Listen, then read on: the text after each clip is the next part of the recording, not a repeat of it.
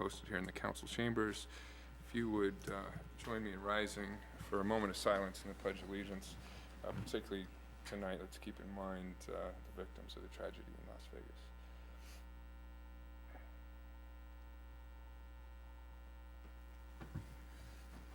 Pledge allegiance To the flag of the United States of America and to the republic for which it stands, one nation, under God, indivisible, with liberty and justice for all.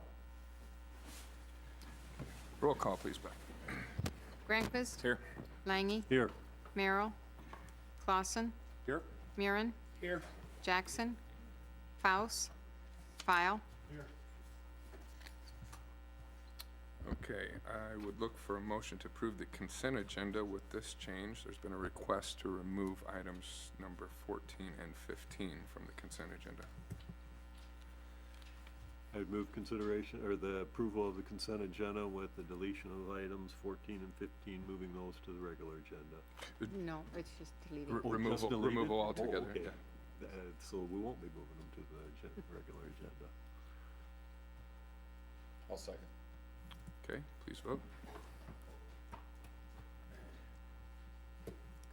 All council members present voting in the affirmative.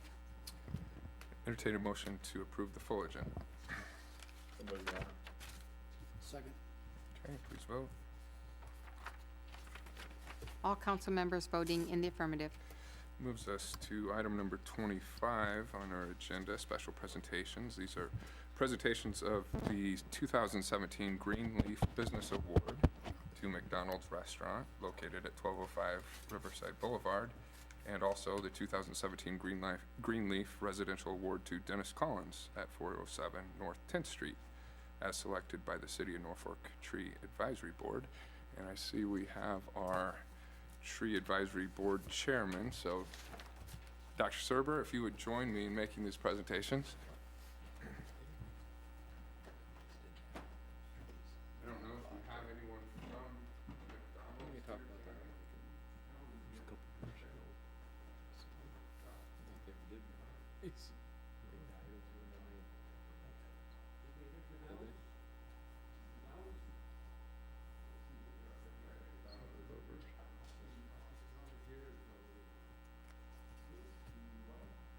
Now, this is, I want to make one thing very clear. Very sweet of you to give me this, but the real reason the place looks the way it does is the lady sitting right back there. Donna Funk is the best paralegal in the state of Nebraska, and she and her daughter are the best garden makers of anybody you ever saw. Something blooms every single month, not December, but other than that, it's beautiful, and it's because of her. It's amazing, amazing. But yet Friday, 100 monarch butterflies came out of one bush. You know, so she's fabulous. I paid for it. That's good.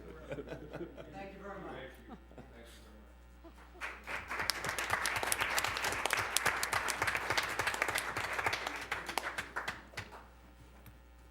I do want to thank the Tree Board for continuing this tradition of making these presentations. Landscaping and beautification throughout the community is increasingly important to our community's quality of life. Thank you on both fronts. We'll move to public hearings and related action, item number 26. And I'll open up the public hearing at the request of Charles Bergnan to consider a hard surfacing waiver at 1801 East Sherwood Road. And Val, if you would kick off the discussion on this for us, please. Yes, thank you. This piece of property is probably about a mile to mile and a quarter east of First Street on East Sherwood Road. The hard surfacing waiver is being requested because they want to put up a new accessory building and expand the house, and so that triggers the hard surfacing. And coming off of East Sherwood, it looks like it's paved. It is painted down the center, and I did ask Dick Johnson about that, and he considered it to be a hard surfaced road. And so that's why the Planning Commission recommended a 75-foot hard surfacing waiver instead of going all the way from East Sherwood all the way up to their new expansion.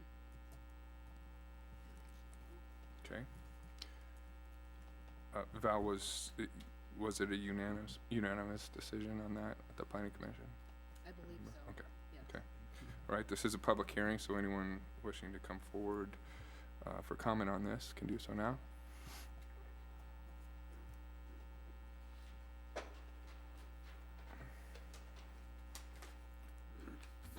Mr. Mayor, council members, my name is Chuck Borgen and I reside at 1801 East Sherwood Road with my wife and 3 children. I am here tonight to address the waiver application approval. It is my understanding that city ordinance states that any construction that requires a permit is required to bring the hard surface requirements of the city up to date, or up to code. I have a few concerns with this ordinance I would like to bring up if I may. Number 1, I do not reside in the city limits. My residence is in your jurisdiction. Number 2, I live on a road that is maintained by Madison County. Number 3, the county maintains the asphalt by treating it yearly, or portions of it, with oil and gravel. Keeping gravel off the roads is the city's goal in me paving my driveway. The county puts between 90 and 100 yards per mile when doing this maintenance of gravel. That equates to about 150 tons they dump on my road when they do their maintenance on it. The most upsetting to me is I have absolutely no representation sitting in front of me tonight. I have no one to call and say, what can I do?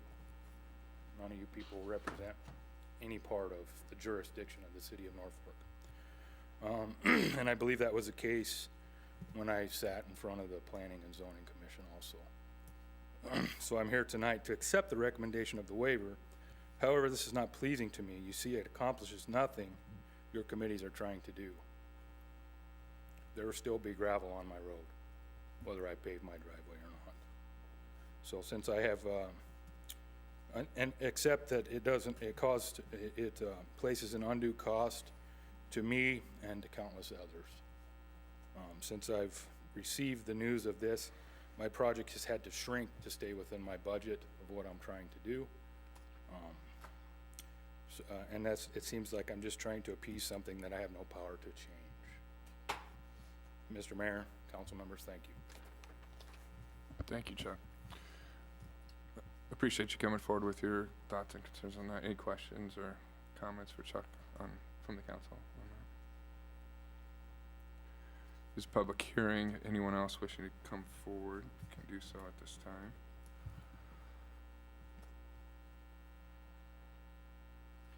What is the right-of-way for that, for East Sherwood Road?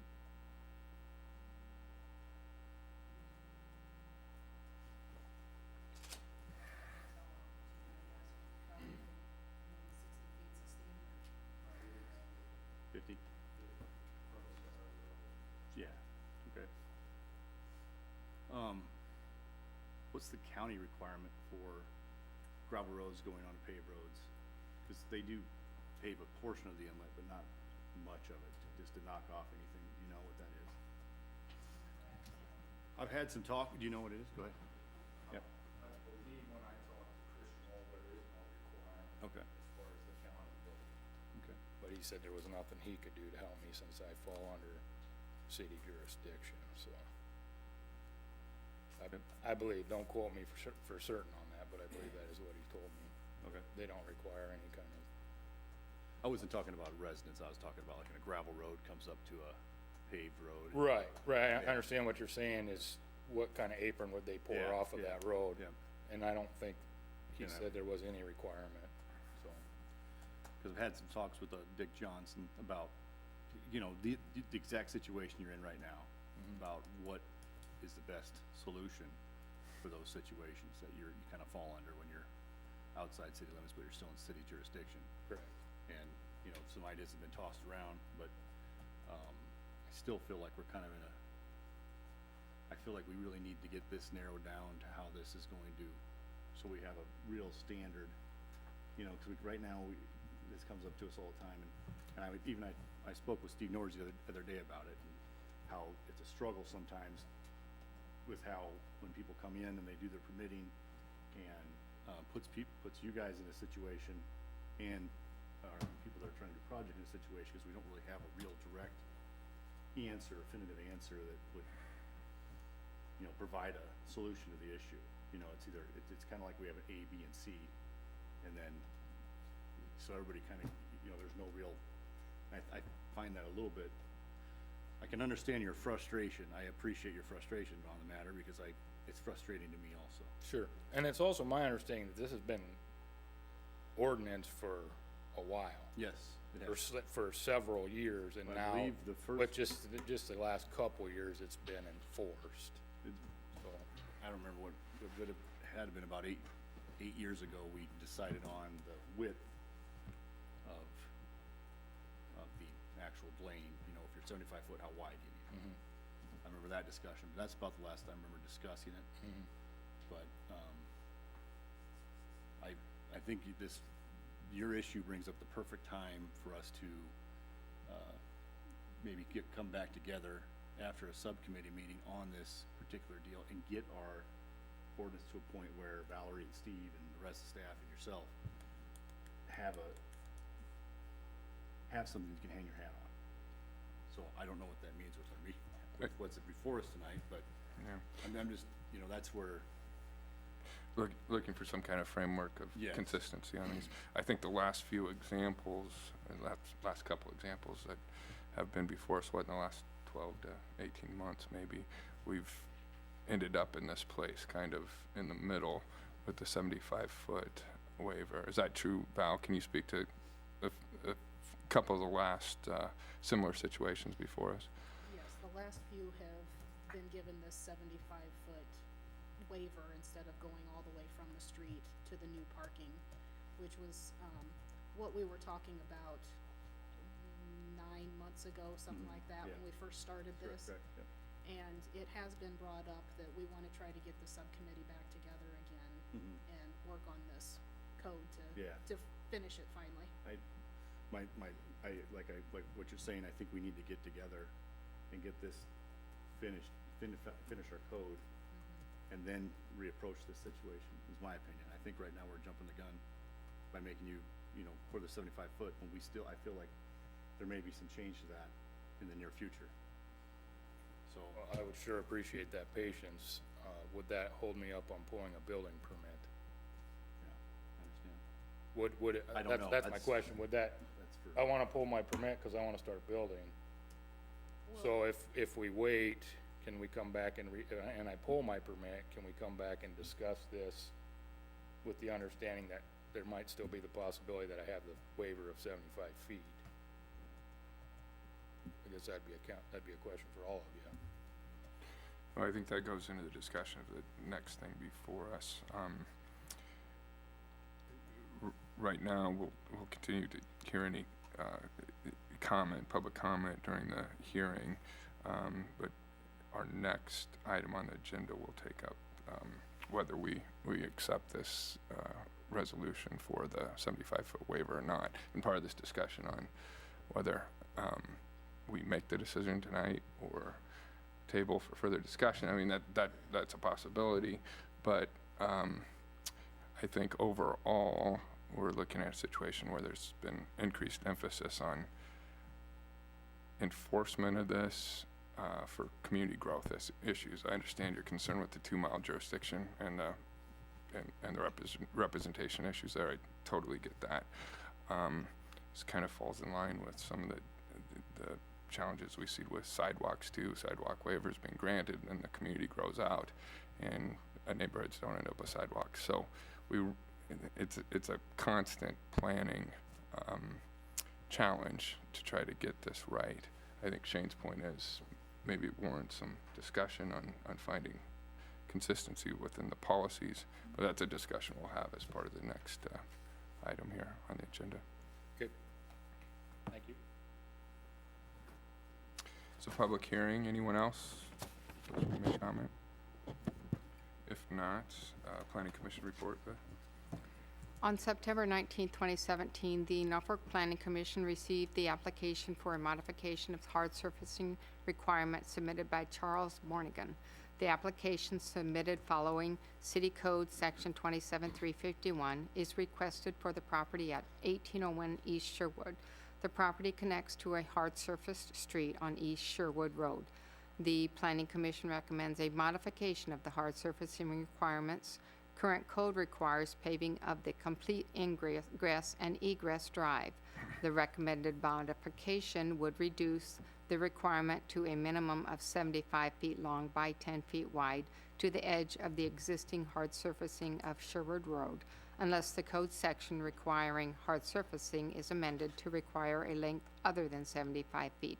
Then the amended code shall be followed. The Planning Commission recommends approval of the modification on an 8-0 vote. Okay, I will close the hearing and move to item number 27. Looking for a motion to consider resolution number 2017-73, approving the hard servicing waiver for Charles Bergman at 1801 East Sherwood Road. Your Honor, I'll make a motion for consideration of resolution number 2017-73. Second that, Your Honor. Okay. Val, maybe a couple questions here. I wasn't at the Planning Commission meeting for the discussion on this. We've discussed a little bit, but potentially looking at existing codes. But what is your recommendation as planner in instances like this? Would a look at revision of codes make any difference as to what the right thing to do in your mind is as a planner in these instances? Would we end up, in other words, would we end up in the same place? I would think potentially you're in the same spot as you were before, just for the fact that, like you had pointed out, the sidewalk waivers and things like that we give, and then we move out to them. This is kind of that point in time that this triggering happens. I mean, it's not very often that you put up a new garage or expand your house or something like that, so that if it may be another 50 years before this would ever come up again, and we could potentially be past this driveway at that point in time, and it would be our road. Now, something in this hard surfacing proposal before you, it does say that we recommend 75 by 10 unless the code section required the hard surfacing is amended. So you could, I think if people would be okay with it, you could potentially give them the 75 by 10 tonight. And then normally, the hard surfacing is done towards the end of a project, and we could maybe have an amended code that would be potentially less than the 75 feet requirement, if that's what you all decide on, by hopefully the first of the year. And I wouldn't think that their building would probably be done with a CO by that time. Plus you're in the time frame of the year that you're not gonna pour concrete too. So there is kind of, it's hit at a good time of the year, maybe. But it's up to you guys if you just wanna table it completely. In answer to his question, I think what Steve Nordhus has done before, he will give a building permit with the warning that if you don't get the hard surfacing waiver, then you have to pave the whole thing. So people take their chance with that. So if he wanted to pull the building permit, I think Steve would probably let him have it since he is in the process right now of a waiver. Questions, comments on that scenario, council? Perhaps moving forward with this tonight with holding out the possibility that code may be revised. Well, Your Honor, I guess, what I kinda appreciate is that the, Planning Commission in their, looking at this acknowledges that, we may at some point in time have something different, and so that it would be retroactive to this. It's 750 square feet of, of paving that way, and so it isn't a, you know, as all things go, it's not a real major portion that way, but I understand the thought process of, well, I have a Sherwood Road is a road that, gets armor coated basically every year, because, my office was down there for a number of years, and, yeah, the armor coating was the worst time of the year to be around there. It would take good wind and rain to make it go away so that I didn't have to worry about the gravel anymore, but the hard surfacing is something that I think is always appreciated that way, so, you know, I'm going 750 square feet at, you know, at going rates on that, isn't overly cumbersome or burdening that way, so, I would be inclined to go with the resolution as it stands.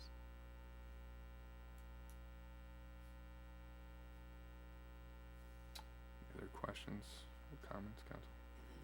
I respect what Jim has to say about the matter, although I feel like this is a perfect opportunity to table and then go into a subcommittee later this month and get a decision made on this, because this has been something that has been coming back in front of us constantly with the waivers, you know, and I'd like to address the code and, you know, address this paving with, you know, how it affects not only residential, but affects commercial, so I feel like both are different.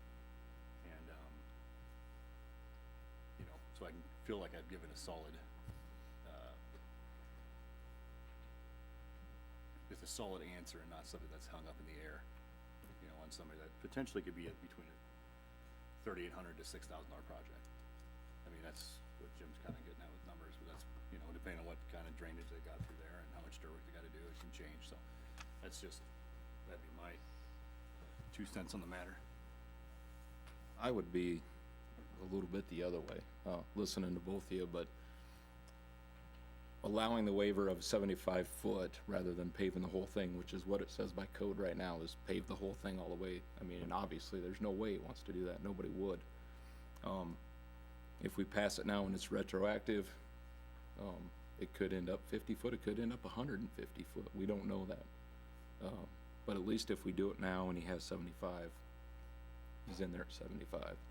If it goes in there at 50, then great, he gets to knock it back down to 50, but 75 is where he's at. I think it's the best of the options, and us still have that subcommittee meeting and get to a finalization rather than, I guess, prolonging it, and maybe he ends up, I mean, if we hold this and we end up with a decision of 100 foot, we're gonna have, I mean, it's gonna be worse for him. I think that's not necessarily the best way to go. Well, it's not that, I'm talking about the actual code, the paving code, so we have it in our book of what we're required for paving and all these, in this sort of situation, is what I would address, not the waiver part. I wanna address with code. There's still gonna be a waiver out there, everybody's gonna come to you with a waiver, no matter what you end up ultimately doing, but I just want something out there that is practical. So, I think to Corey's point, we're kind of at a middle of the road option right now. You could potentially have a situation where a code revision leads to something more than the 75 foot waiver. So I guess I see this moving forward tonight creates at least some path of certainty towards moving this along while holding out the option for holding out the discussion for potential revisions on the code. Any further discussion?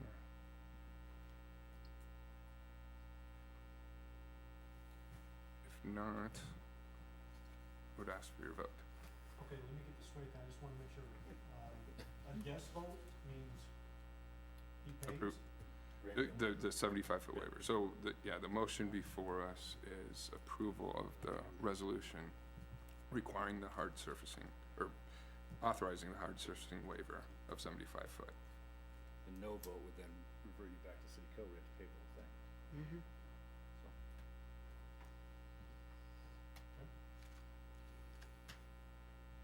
Any further questions? is that, before- am I right on that? Mm-hmm.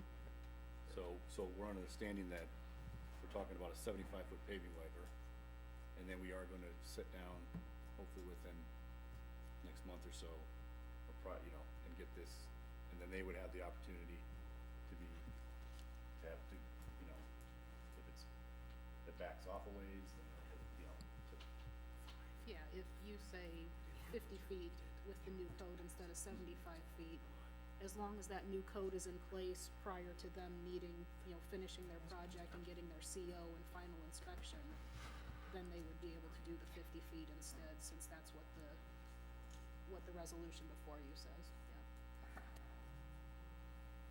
And for the record, for this resolution to be successful, 5 votes are required as a majority of the council tonight, again, to approve for the time being the waiver of 75 feet with, as the discussion has reflected, the understanding that a discussion of potential code revision would be put into place within the next few weeks.